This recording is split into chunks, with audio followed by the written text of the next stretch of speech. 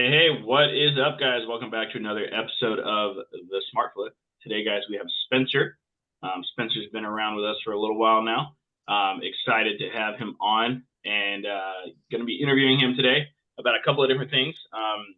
And I think it's going to relate really, really well to a lot of you guys that are struggling to keep the business consistent um, and even also starting the business as well. And then we're going to talk a little bit about longevity and things like that as well. By the way, if you are a phone flipper, reseller, business owner of any sort that is in the reselling industry, we would like you on our podcast. We would love to have you on here. We'd love to interview you, talk about your business, and then give you some free promotion as well on our channel. With that being said, guys, we're going to go ahead and interview Spencer on the Smart Flip, the Phone Flippers podcast. So let's kick it off. All right, what's up, Spencer? How you doing, man? Welcome back to reselling. Hey, yeah, thanks. I was telling you before I got on, and I was like, man, I'm so happy to be on this podcast because I'm a fan. Like I watch you guys pretty consistently. It's actually how I kind of got back into reselling was I never left your network, Chris. Right? Like I was always listening and watching. Just Love one it. of these days, I'm gonna get back in it, and it made it real easy. Just seeing that motivation, that constant, Well, hearing that's my form it. of follow-up.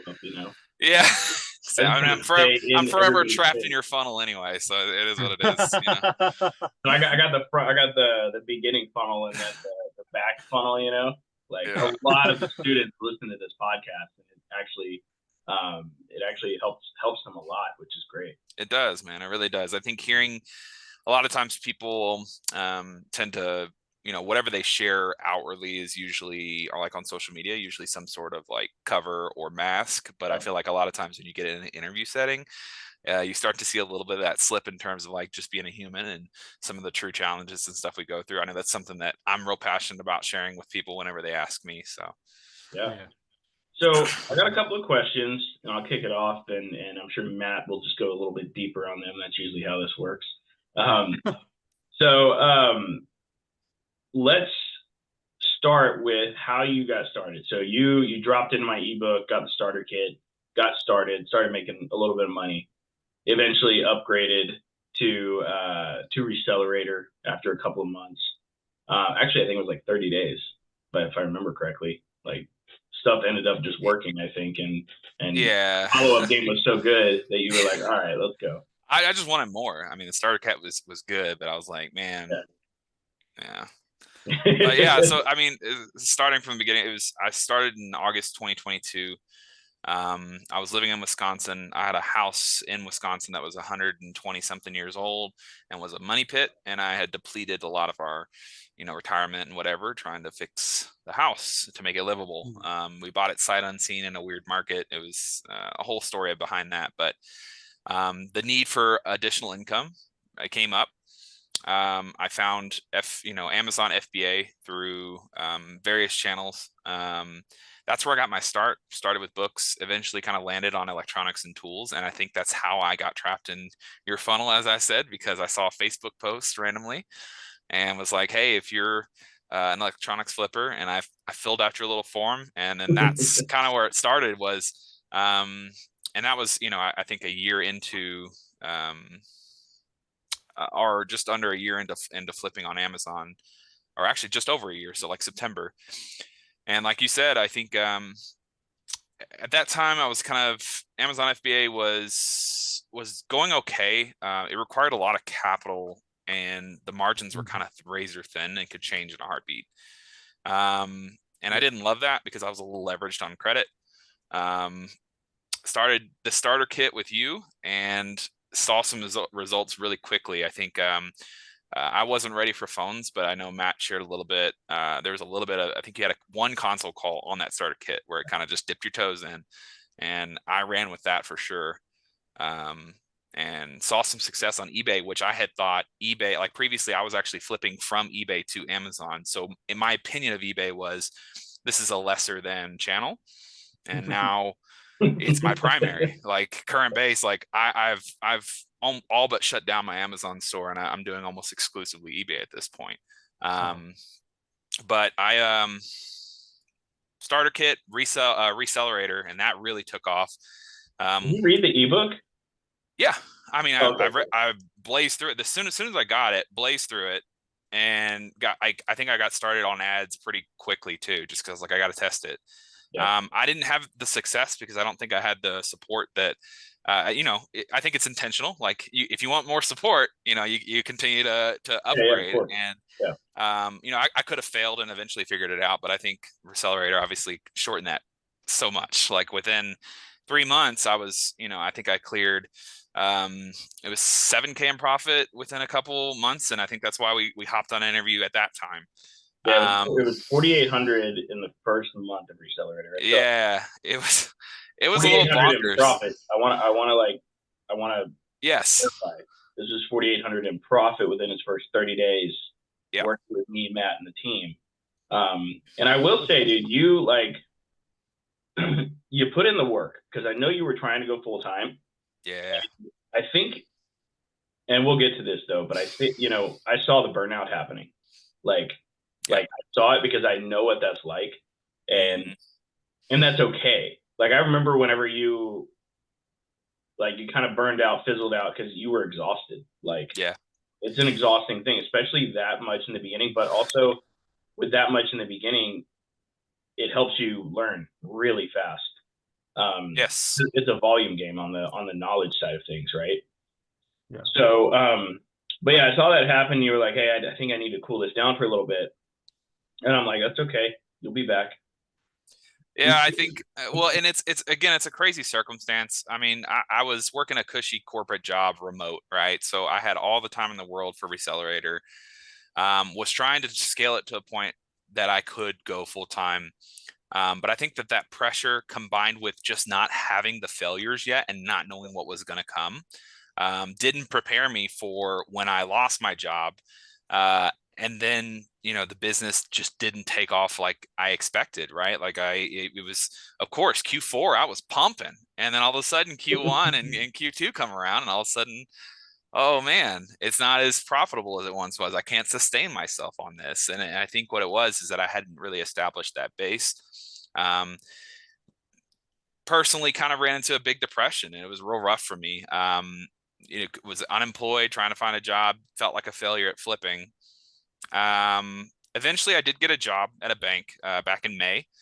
And honestly, that and it was in person. So went from remote work to now back in the office. And it honestly changed a whole lot for me in terms of my mental health. I think getting out of my environment, getting out of my office and this old crusty basement, really kind of changed my outlook on things. And like I said, I just really stayed connected with resellers. And that motivation eventually came to where I was like, you know what, I'm ready. And I remember at this point it was August 11th, which was 2 days after my 2-year anniversary of being a reseller, right? And knowing anything about it. Right. I listed 10 items on eBay and I sold one within the first few hours as soon as I listed it. And I was like, oh, we're back in, baby. Here we go. Hey. That feeling came back. And it's just been pedal to the metal since I've been back because I know motivation can be fleeting and I wanted to take that motivation and turn it into some momentum. So that way the momentum would carry me. But because I have that awareness of burnout, I'm a lot more cognizant. Like just the other day, it was Tuesday. I got 0 devices. 0 devices. I think I had 1 lead that was in the morning and then stopped responding. It was in the past that would have devastated me. I'm paying for these leads. Why aren't they coming? Whatever. But now I have kind of that experience of again, failure. I'm not afraid to call it that. And so I just like, you know what? This is my rest time. Cool. Let's take a break. Let's clean up my basement. Let me make sure I have my workstation clean. So I'm ready to work when I do get the inventory. And then just yesterday, man, I mean, I went to a pawn shop. I sent you a pic. I picked up 4 cameras at a pawn shop. And then I had 2 people reach out with some headsets, VR headsets, a Vive Pro and a Valve Index, no controllers, but headsets both. Got them both for $180. Drove out to Callahan for them. Found another guy with an Xbox, and another dude with a camera. So I was like stacked yesterday, and now I have a full table full of junk, or not junk, excuse me, profit that I'm waiting to list. A little profit And but again, I became aware, and a lot of this was listening to the podcast too, of like being aware of those cycles. Like there's going to be days where you get nothing, especially if you're low spend like I am, which I'm $5 a day on phone ads. I'm testing camera and console right now too, but not seeing a whole lot of success with those. So they'll likely be turned off, and I'll just continue doing reach outs. And then sometimes pawn shops run dry, but I think recognizing that there's going to be a day where I'm going to be overwhelmed with the amount of pickups I have to do. That's okay. Let's lean heavy into whatever it is. If there's no leads, cool. Let's lean heavy into relaxing, recharging, and then when it's on, we're on. And the good news is during that time of coming out and then coming back in, again, I can't emphasize, I'm a walking, talking recelerator billboard at this point, because all the processes and all the steps in terms of making this a business set me up to be able to really just pick this up and keep going where I left off. I had a page with Google reviews. I had Google My Business set up. I had all of these things still functioning. And now that I'm in a position to leverage them again, it's like I never left. So I'm sure even during the time you were kind of taking a chill, you were still getting leads from Google My Business and stuff, huh? Well, not necessarily, because I made the mistake of unsubscribing from Resell Dick because I thought I wasn't going to use it again. And so I didn't get any phone calls, but I still had that page. I still had the reviews. The reviews didn't go away just because I stopped. Yeah. So when I picked back up and got back on Resell Deck, I mean, I get at least 2 or 3 phone calls a week now. So, and that was before ad spend. I just ran up ads, so I can only imagine it's gonna come up a little bit more on Google. So love that. So let's get on the topic of consoles.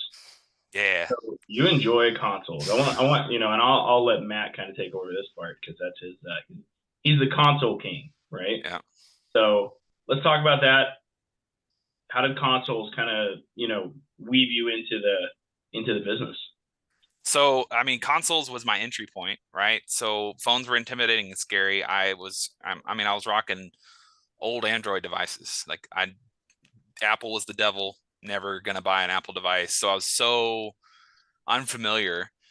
So they were intimidating. I couldn't argue with like the results. I think I did pick up one broken iPhone 8 one time, and I listed it on eBay, and it sold within a day. And I was like, oh, okay, so these do move. That's kind of cool. But consoles was like it was what I was comfortable with. I mean, I played video games forever, right? So as a gamer, I'm comfortable and confident with being able to factory reset a PS3, a PS4, and Xbox, and so on. Yeah. And honestly, I think you guys talk a lot about, especially getting started, go with what's prevalent in your area. And in my area, with 4 military bases within a 5-mile radius here, I had abundance of consoles. Soldiers don't want to take them with them when they're PCS. So what do? They put them on Facebook Marketplace and usually price them too high. So then I can be that little bug in their ear, and no one's really coming to them because they're so priced high. I just throw a low ball offer, and they're like, fine, just come get it. Okay, cool. I'll come get it. Really narrowed into, I'm a big fan of Xbox line. Xbox One S and One X are my bread and butter. Every single one I see, I make an offer on, regardless of price, because I want them that badly. They're just what I'm comfortable with. I sell probably at this point at least 4 a week, sometimes more. Depends on what I can find. Like I pump those out like crazy. Yeah. The returns on those are just so real. I think it's awesome. Like I remember our first conversation, you were like, I could see the twinkle in your eye. It was like Santa, it was like a kid on Christmas Day. You were like, dude, let me get at this. He's like, I'm enjoying this conversation, but I see the potential already. And it was cool because you just ran after it. And I think that's one thing that I really enjoy is like with people that I think I can tell this is going to work for them. It's like, hey, Matt or Chris, show me what to do. Tell me how to do it. And then step out of the way because I'm going to run at this as fast and as hard as I can. And I think that it's awesome that when you kind of just, I think, give the time and due respect to this method, like it really is going to, I don't care if it's like $500 extra a month, you know what I mean? But like, what would you say for people that are listening to this is a reasonable return people could expect if they're just casually reselling consoles? What do you think? You think 500, 1,000, 1,500 is pretty pretty easy? Depends on your method. If you're doing just reach outs, 500 is layup. If you throw pawn shops into the mix, which is my favorite thing to do, I mean, you're looking at least 1,000. Especially if you start to rotate. I'm a big fan of consoles, but right now, lately, my margins have been made in cameras. Nice. I've just been really lucky with those. I think it's because I live near the mountains and everyone has them, but Feels I don't know. right. But yeah, I think, it's just about like, I'm a full-time employee that works on premise. On my lunch breaks or in my break times, my 15-minute break, pulling up Facebook Marketplace, and I do the Chris Schroeder shotgun method. Matt, your method works really good, but I've just gotten to the point where I'm focused on I'm focused on exactly. I gotta get it done. Gotta get on volume. So I'll shotgun out every Xbox I see. Send message to the message, and I got that little pre-messaged. Hey, I own an electronics company that buys these every day. Would you be willing to go on lower on price if we met in person for a guaranteed sale or something like that? And I just boom, boom, boom, boom, boom all through, and then I'll pull up, PlayStation 4, same thing, boom, boom, boom, boom, boom, boom, and Nintendo Switches. I haven't been super keen on Switches. Unless people are like super overpriced, and that means they're not getting any offers, so I can swoop in. Because Switches are still a little tight on margins. Especially the OLEDs. Yeah, the OLEDs are pretty they hold their value very well. Well, I think Matt talks about this concept a lot of not going for the newest thing and going for that thing that's below. That's why I clean up on Xbox One S's, because I can get them at $60, $70 like rapid fire all day. Because I know what GameStop's offering, and I honestly use that as part of my pitch. Like, hey, GameStop's offering this, I can do this. It's 50% more, which is crazy that it's 50% more.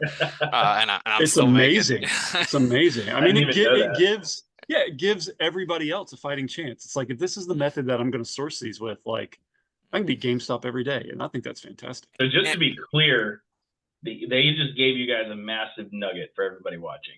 Oh, sorry. Like, I didn't even know that. Now that I know that, I will read. I don't do a whole lot of Xbox. It's just not really like my thing. But like I do PlayStation. But I don't like PlayStation as much. I don't know why. See, like, everybody has their preference, right? But like the fact that the price you can give is 50% more than GameStop. Yes. And you can still profit really well off of it. Right. That's a massive nugget that you guys, like, everybody watching should take advantage of that. Because I guarantee you there's a ton of Xbox One S's in your area.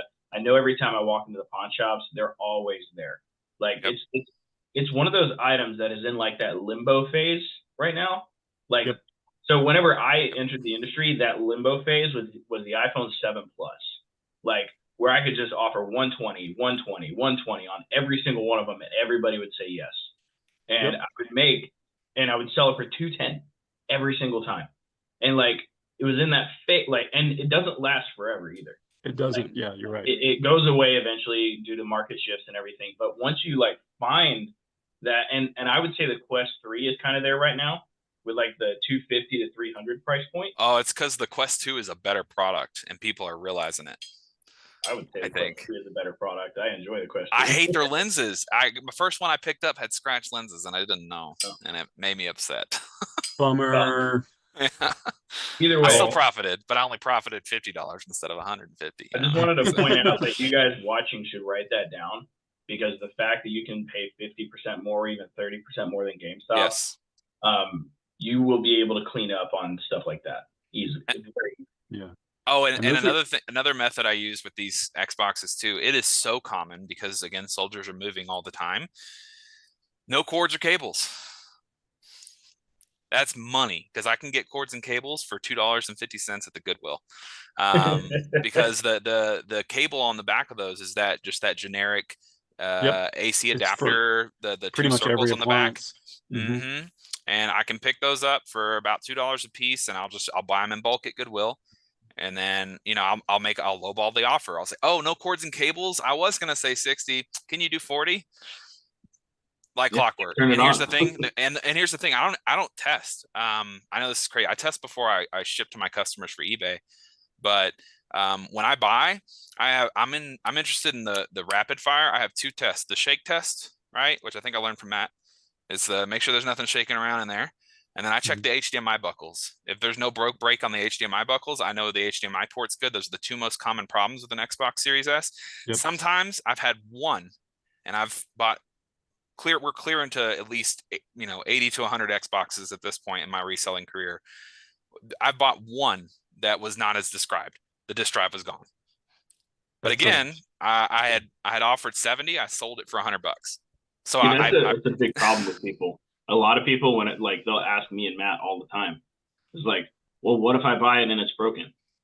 Okay. Then you bought a broken one. It's going to happen every now and then. We're not going to sit here and just lie to you and say it's never going to happen.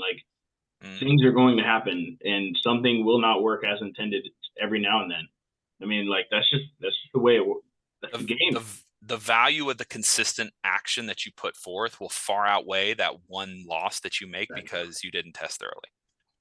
Right. Plus, it's an overwhelming statistic, like 1 out of 80 to 100. Okay, so I'll take those odds every time. People are fixating on that 1, maybe 2% of the times that okay, well, see, I knew it. It's like, okay, stop being dumb. This is confirmation bias, Well, and I'll tell you what, I think I'm in a position now where I feel like, I say this knowing that I'm not the most mature person, but I have a point of maturity now that I go, okay, I don't need to make this my full-time job. I can be okay doing this part-time, making 3 to 5K profit every month. I can do that. That's chill. Easy. Yeah. And I'm doing that. Here's the thing, make it no mistake. I'm working my ass off, right? But I'm doing it on my lunch break. I'm doing it. I'm doing pickups on lunch break. After work, I'm hitting pawn shops. Pawn shops close at 6 and 7 anyway. I'm back home. I have dinner with my family, and then I go. Once the kids go to bed, I got about an hour to 2 hours, sometimes 3 if I got a big workload ahead of me. And that's just it's doable. I think I was listening to a reseller podcast where they said everyone really focuses on the freedom. And I think that sometimes gets misconstrued in the reselling space with flexibility. Yeah. You still have a job. Chris, you can't stop flipping right now. You know what I mean? You still have to do the work. You just get to choose when you do it. But that work is still there. And I think I made peace with that for at least my situation. A lot of that anxiety and fear around small things, like just yesterday, man, I just had a Facebook email customer, eBay customer send a message that the phone was blacklisted, and I didn't know because my QA check wasn't good. I ran the wrong test on SICW, and I sent him a blacklisted phone, and I sold it as used. That would have devastated me a long time ago, but now I'm like, happens. You know what I mean? Return, here's the label. Yeah. I put on my customer service, full, oh, I'm so sorry this happened. I assure you this is a rare occurrence. Hate for this to be your first experience with us, willing to do anything to make it right. All the stuff that you do for customer service, I'm natural at it. But it's, that would have devastated me, that small little thing, because I would have made that the one reason or the one example why I can't do this anymore. I think that's really interesting that you mentioned that. You've danced around this on a few occasions, Spencer, but it seems like managing expectations has become a point, previously it was like this sort of inflection or pain point that seemed to have potential to take you out of the game. But I feel like there's a maturity in your reselling kind of mindset or psychology, and how you've looked at that, not to see that as a roadblock, but okay, this is the cost of doing business in this industry. And if I can just overcome that hurdle, what kind of reseller do I become? Can you talk about that a little bit, and the challenge of what that was, and also maybe what was helpful to kind of push through that barrier? Oof. So I can only give an example of kind of how it worked out in my brain. So one of the first biggest challenges, and y'all might recall this because I definitely threw a fit in the Recelerator Slack about it. USPS created that hazmat program for eBay. God. Yeah, they were totally unprepared. They were unprepared. I had shipped, I think, $2,000, $2,500 worth in revenue worth of devices. So that would have been probably by cost $1,200 worth of stuff that was just in limbo. Yeah. And again, this was at a time my job clock was done. I was, needed this to be full time. and I have $2,500 in revenue in the wind that I can't get a hold of. And now eBay customers are getting close to their window of having to get refunded. Yeah. I was sweating, and it really kind of threw me for a loop. But then here's the thing, fast forward, USPS finally gets together. eBay is very seller friendly. They see that delivery, cool. They reinstate that refund back to me. Nice. I got all but one refund back. I think I lost $100. Oh, there you go. Yeah. And in that moment and in that time, this was huge. This was business ruining. I was ready to light a match to it and walk away. It's so stupid looking now, because now I know that was just a hurdle and I got over that. So now it becomes, Matt, like, if I can, the biggest hurdle that I can cross through and still be okay, that just makes me a better reseller. And what could be the biggest hurdle? I get scammed. I buy a brick phone, or I, whatever. At that point, I'm out $500. Or if I'm out $1,000, guess what? I'm still, right now in this week, I'm still net positive $500 if I lost 1,000 right now. And I think that thinking about it that way, in terms of like, I hadn't really lost anything, because if my action is zero and I'm not doing anything, then yes, that is a loss, but I'm pumping, like I'm going. So any loss that incurs, that's, again, like you said, it's just a cost of doing business. It's going to happen. Sweating it is not, thinking about what could doesn't help me. Reacting appropriately to what happened and then moving past it always helps me. And then I can share that with others, because, in the Recelerator group or in Console Kings, like, we have people that are going through this too, that you can say, hey man, like for me, Kevin Price was that, like, he, I cannot tell you that man has helped me immensely, just being like that consistent force, because he's been through very similar ups and downs that I have, but he's seen the other side, and he's sitting on a side where he just walked away from his job. I can't wait to have him on the podcast. It's been a long time coming, actually. So yeah, be soon too. He just left his job, so we're going to be getting on pretty soon. My bad for using his first and last name, but whatever. Here we are. He's all you don't mind. He's cool. That's the homie, though. A big shout out to him. Like, he was one of those guys that was in the very beginning, kind of like you. Yeah. Actually, very similar. Incredibly uncertain about how this can work for them. And I mean, with some of you guys, you just like, I always like to look at things from the idea of perspective, right? Like, if you don't understand something and you're going through some sort of experience, it just means you don't have that perspective yet, right? And the only way to get that perspective is, number one, through a story of somebody else, or you go through it yourself. If you got both, and it makes life a lot easier, right? Yeah. So, like, what's the best way to explain this? I mean, the only way to get used to feeling lost is to lose, right? That's the only way.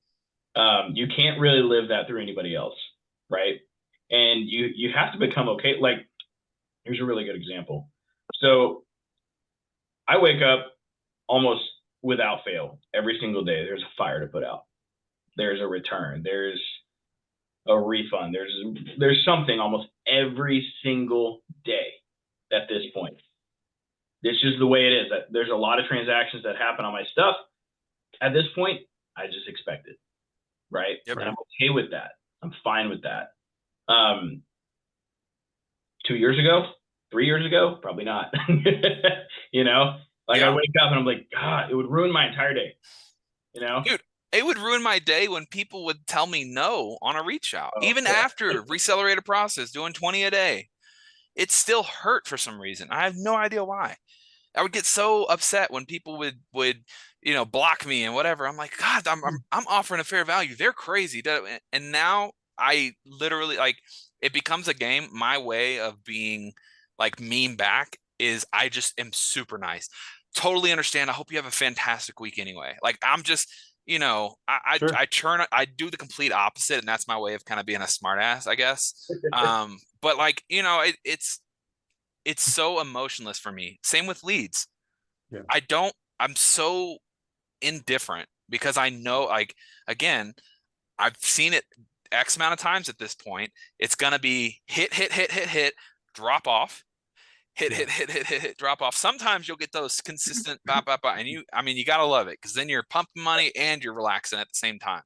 But that just hasn't been my experience. So being okay with that, being emotionless to it, focusing on the volume and the numbers, it's going to math out on the end. Like, I have two thoughts in regards to this, because this is a really interesting, like due process of conversation we've kind of walked into. Is like, one, I think one of the things that people don't realize is desperation. When you need this too much, that's a problem. And Chris can tell you, and it works from both ways. Like, if you need the sale too much, if you need the item that you're trying to score too much, if you need this course too much, those, Chris, aren't those some of the most challenging people to work with? Is like, oh my God, yes, like, I no lie, like it, like those guys, the neediness, and they're like, I need this to work, like within the next 30 days. I'm just like, that's that formula for burnout, though. Like, it's not going to happen. Yeah. Like, I already know. Like, it's not like whenever we're on a call, because the only way to get into Recelerator is on a call or through me or my team, basically. You can't just buy it, right? And there's a reason for that, is because we don't want those types of people coming in. True. We know that they're going to come in. We know that they're going to burn out, because they won't have the systems and processes in place to make it happen, right? Yeah. And that's the biggest. That's the biggest deterrent. If I feel like, if somebody's coming to me with their last like $1,500 or something, and they're like, I need this to work, I'm just like, starter kit. Make it. Go to the starter kit. Like, this isn't right. Yeah. Like, I'm not going to take your money for you to like not do well, because there's a reason we qualify people for the program anyways, because we only want to bring in the best people so that we interview them the fastest, right? Like, that's kind of the goal. Like, if you already know that they're going to do well, it's like, let's just let them in and they'll just win, you know?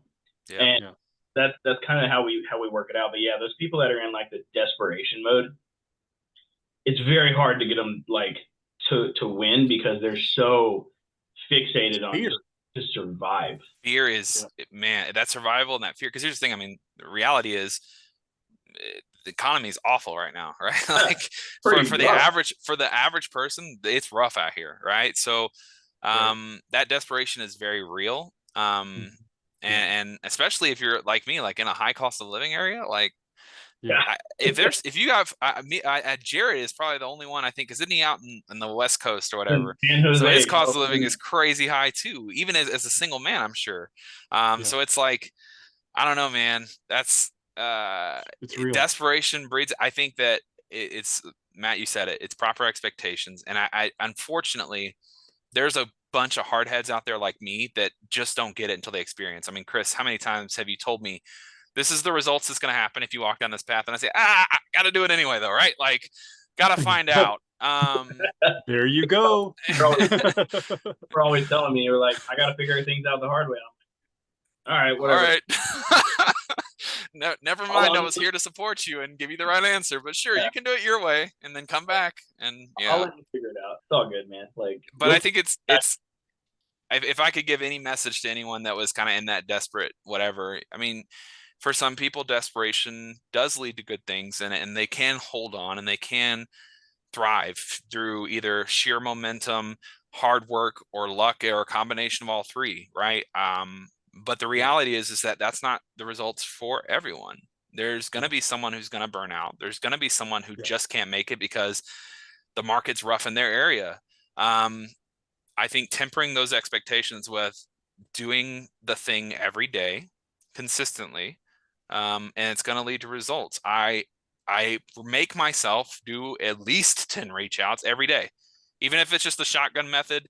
And I don't really even care what the price is, and I just send it. It is what it is. I did that because it's going to force me to have that conversation, because I'm not going to ignore it when it pops up in my face and they respond, sure, what do you offer? I ask for a review every pickup, even if it's just a reach out. Hey, I got a Google store. I would love a 5-star review. It just helps me get noticed in this area. Yeah. Plus, I get maybe one out of every dozen that'll do it, but that's cool. I ask everyone, you know what I mean? So yeah. I like that you're also allowing yourself to be pleasantly surprised. What you're doing is you're putting your bias right in the middle of this situation by systematizing what it is that you're doing, right? Yep. Which could completely take that expectation of this is going to happen or that's going to happen, right? Because I think lots of times we all really like to be right. But in this business, it's probably more important to be profitable. Um, Yeah. so but having said that, like when you do those things systematically and I'm doing this because I know that if I do this, it's going to work. Yep. Right. And then it kind of shatters some of those expectations. And now something unlocks in your brain and it kind of opens up and you go, oh, okay, I'm not worried about that. I lost that deal, but there's always another deal. That person was kind of an a-hole, but you Yep. know what? Most people aren't really like that. I got scammed out of $200, but the last 300 deals I've done were all legit. Right. And so like, you just start to build this bandwidth that absorbs all the crap that everybody thinks is just immediately going to happen to them right from the jump. And so I think with like managing expectations is like, okay, if you're in desperation mode, you got two things that are really going to make you like hard to deal with. And I mean hard to deal with towards yourself, fear and greed, right? You're going to need it too much, or you're going to be scared that if you don't get it, like everything, all hell's going to break loose. It's all going to hit the fan and I'm going to die in a ditch somewhere, right? We all move towards like worst case scenario. Um, and on the other side of that, is like systematizing things allows you to like consistently do things so that you know what, like even if that voice is in the back of your brain screaming, which I'm sure as you kind of got back into this, you had some of those little voices going, "Hey Spencer, look at this or that pawn shop's gonna hate you." You know what? It doesn't matter. Like I went in the pawn shop and came out with like what you bought 8 Nintendo Switches from a pawn shop, and it was like Chris reposted it on the Facebook feed, and I was just like, dude, that's like super legit. And I had a guy that had just joined Console Kings at the time was like, yeah, it's hard for me to go in pawn shops. I just really struggle talking to people face to face. He's like, but how can I get more product? He's like saying, I'm not going to go in pawn shops and talk to people face to face, but please tell me other ways that I can source material. I'm willing to do other things, but not this. I'm like, dude, just face the 500-pound gorilla, go in the pawn shop, I'll work the deal. Look at this deal right here. I sent him a screenshot of what you posted. I was like, this is going to absolutely wreck your own bias. It's going to cause you to have to grow. It's going to make you a more mature person. It's going to make you a better reseller, and it's going to make you a mother freaking more profitable individual. So go do the thing. Do it. I think first of all, if you get me on the topic of pawn shops, I got a whole thing because Hey. I done figured out Easy Pawn America. I'm set. Because I know how their pricing system works. What'd you say, Chris? You go through pawn shop profits. Yeah, of course. Of course. I mean, here's the thing. I already knew pawn shops had some stuff, but Hey. I think your method of like calling around and all that was helpful. But truly learning how their pricing structure works and their discounts, it's on. And then here's the thing. If I can give any piece a golden nugget for people that think pawn shops aren't profitable or that you can't get anything from pawn shops, because they do price at or above market every time. Mm-hmm. Every time. Yeah. And so you walk in and I can't do this. There's no money to be made. Easy Pawn employee told me, hey man, information is free. I get paid by the hour. Just ask me and I'll tell you what I can do for you. See, That's worth the price of admission right there. Like they're gonna make it work for you because they get paid on sales. Like they make a little more because of So I think it really does depend on pawn shops. Like, so I have two types of pawn shops here in my area. I have Easy Pawns, which is the corporate chain, which are the easy, like they're hourly employees. They don't really have, I don't think like they have revenue metrics, I think as a store, but, and maybe as an employee too, but like not like they don't get commission. They just have targets they have to hit or whatever. And then I have local owned pawn shops, which they are more focused on. So Easy Pawns focus on velocity. They want to get things out of the door. So they are very willing to work with you. Other pawn shops that are privately owned, yes, you do have to put on your negotiator cap, be professional, be confident, talk to them. I straight up had an owner one time. He had a Rift S and he had it listed at $399. And I saw it. I'd come in and it was over a month. I'd just continued to see that thing, and it had dust over the, a thick film of dust over the top. And I looked at him and I said, "Hey man, I buy these things every day. And I'll tell you, you're priced way above market. This is 2 generations back from at the time the Quest 3 hadn't come out yet. This is 2 generations back, and the new ones don't retail for this. And I said, I mean, I could buy it from you, but it needs to be a lot less. And I want to take this from you because I can see it's collecting dust. And he looked at me, he goes, look, man, I'm in it for 100. If you can take it for 100, I'll take it. You can have it. That was a relationship. From that moment, every time I walk in, I look at him and he knows it's me. And I say, hey, what's going on? And we just have very candid conversations. He's got a Quest Pro sitting on his shelf right now. And he's got it listed at $699. I said, if you can get me to 5, I'll take it right now. He said, I can't do it. The other day, I got him to 550. I walked away. I was like, I'm not going to do it unless it's under 5. and here's the thing. I bet if I go back this week and it's still on that shelf, he's going to know it's me. And I'm like, 5 and get out of here. Right. Well, the thing is like every time you walk in that door, he knows he can sell stuff to you right then and there. Right. Yes. Like every time I walk into the pawn shops around my place, they know me by name. Like, hey, what's up, Chris?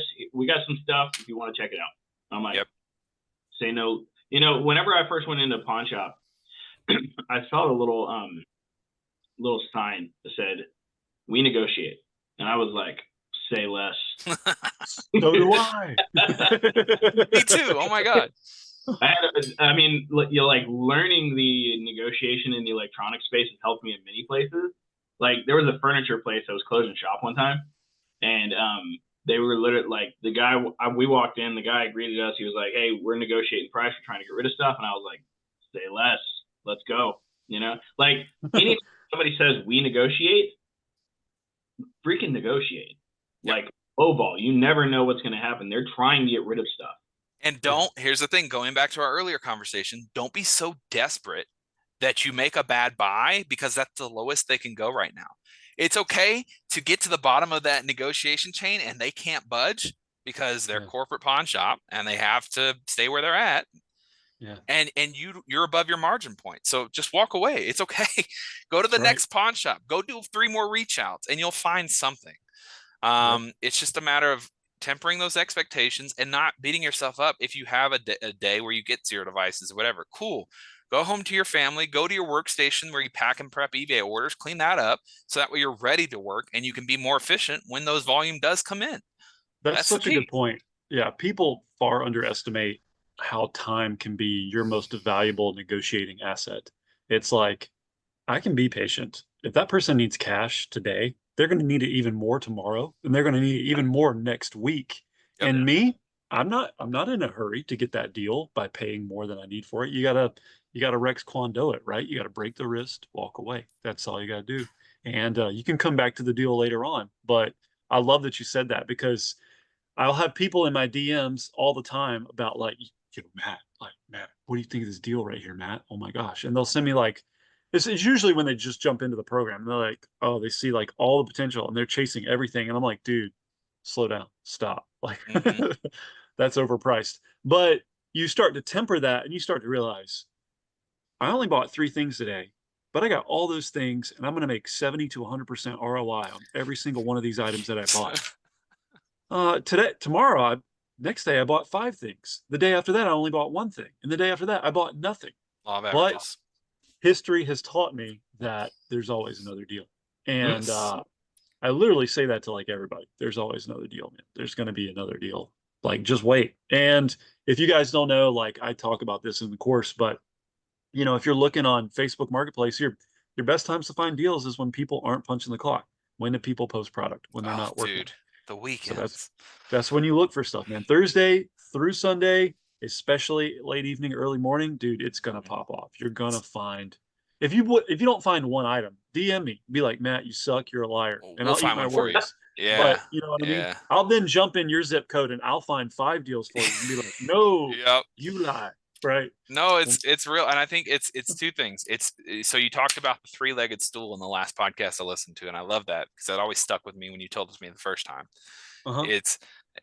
I break things down into 3-legged stools for each thing. So your reach out game also is your jumping on deals quickly because you're consistently checking every couple of hours or whatever. You're checking Facebook Marketplace for new deals, or you got some software like Marketplace Monitor, Resale Hawk, something feeding you deals, whatever you got. Number 2, it's your consistent follow-ups, the ones that You just hit them up every 3 or 4 days. Hey, see that this is still up. Just wanted to follow up. Any interest in my offer this week? All right. Yeah. And then I think that third leg is the the people that you just hold firm and are friendly to. For me, I say this phrase a lot. Hey, totally understand you wanting to get the most for your device. I'm here to be a friendly last cash out option. It makes no difference to me one way or the other. I just want to provide that cash sheet if you need it right away. I have said that, and I've closed so many reach outs using that method by just being nice, having a smiling face on my profile picture, and just letting them know, hey, if you can't sell it to me for 120, please don't. I don't want to force you to take this, at 120. But that's what I'm offering, and I can give it to you so fast, and I'll meet at a place near you, because I don't do the for phones. I meet at a Starbucks. For everything else, I'll come to a gas station near them, and I'll pick up close to by that. Yeah. That's such an important mentality to kind of breathe into the culture of resellers, right? Like be kind, right? Yes. And Chris and I have talked about this. Not every meetup is it's not like a one night stand or like purely transactional. Yes, one night stand flippers. Treat the other person across the table or, standing in front of you like they're an actual human, because you are as well. And I love it. I think that's great. I think it's also, I mean, for me personally, it's how I build my brand, right? Like I'm really focused on building Hawksport out to be a noticeable feature within Colorado Springs. Like, yes, sir. And the only way I do that is by being that smiling face consistently to everyone I meet. And there's been 1 or 2 customers that I maybe lashed back at. Like one dude had a vibe, and I think I ended up saying like the phrase, "Hey man, it looks like we both got improper expectations of what we want to sell this for and buy it for. So we can just separate and go our ways. No big deal." That was probably the most intense it ever got. Everyone else is either, they ignore me, they tell me to F off and block me, or I close them after my 5th or 6th follow-up. Like I just keep doing that. That's the formula, I want to highlight that really quick. Your 5th or 6th follow-up, right? Like every 2 days. So I actually posted something about this yesterday in Slack about like most deals are closed on the I think it's like 9th or 10th follow-up, right? Like that's the game. Like if you just continuously follow up, you are reinforcing that the cash is available at any time for them. And let's say let's say you're following up over the course of like 2 weeks, right? And like a bill happens for that person and they're like, I need money now. Oh, that guy keeps hitting me up. Yeah. I can get the cash right now and meet and pay this bill. That happens more often than you guys think. Just so you guys know. I get people telling me, all the time that they need the stuff for, their kid's birthday or something. Yeah. Yeah. So, right. But, well, we need to wrap this one up. I got a student call here shortly. So, I said hi. All right. Well, guys, this has been another episode of the Smart Flip podcast. I hope you guys enjoyed this. Once again, if you are, a reseller, phone flipper, or I don't know, some sort of service provider for the phone flipping industry, feel free to reach out to me. We'd love to have you on the podcast. Obviously, no scammers. Like we're going to vet you and all that. But with that being said, also, if you guys are interested in getting direct help growing your business, like Spencer did, feel free to reach out to me as well. We can set you up and, make the learning curve go a lot faster. We specialize in helping people that are already doing about over $1,000 in profit per month on average, and helping them take it to 5 and 10 and beyond that. So with that being said, guys, this has been another episode of the Smart Flip podcast. Oh, also, I'm going to do a little plug on Console Kings. Still $97. So check that out. Cool. Yeah. It's a great course, huh, Spencer? I'm telling you. Consoles is part of my 3-legged stool, baby. So love it. Yeah, Matt is the console king, and it's a great course. So with that being said, guys, I'll see you guys on the next podcast. Later. Thanks for having me.